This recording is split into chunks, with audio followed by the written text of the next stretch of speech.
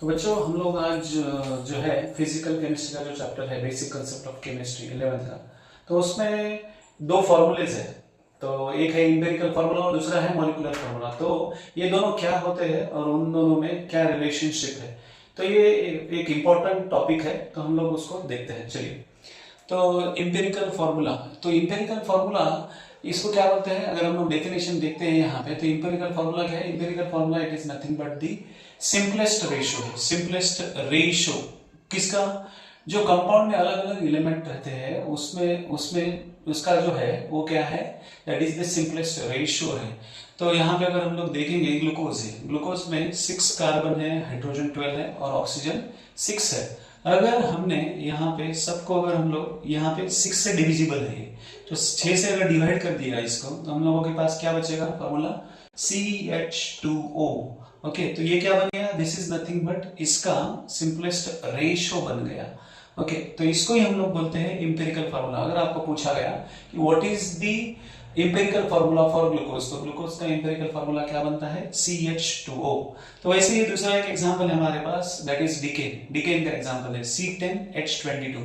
तो ये दोनों जो है नंबर्स किससे डिविजिबल है? That is divisible by 2। तो हमारे पास बचता है C5H11। तो अगर आपको पूछा गया कि empirical formula for decane is, तो empirical formula for decane will be C5H11। Okay, तो ये हो गया empirical formula. Now we will come to molecular formula. तो मॉलिक्यूलर फार्मूला क्या होता है? It is the exact number of different elements present in given compound. अगर compound दिया गया है तो उसमें अलग अलग जो एलिमेंट है उसमें एग्जैक्ट कितने प्रेजेंट है, उसको ही हम लोग क्या बोलते हैं? Molecular formula. For example glucose है, तो ग्लूकोज का जो मॉलिक्यूलर फार्मूला है वो क्या होता है? C6H12O6। ये उसका मॉलिक्यूलर फार्मूला है। और इंपेरिकल फार्मूला जैसे हमने यहाँ पे देखा क्या है? CH2O। सिमिलरली डिकेन का हम लोग यहाँ पे देख सकते हैं कि डिकेन का जो मॉलिक्यूलर फार्मूला है वो क्या होता है? C10H22 और उसका इंपेरिकल फार्मूला C5H11।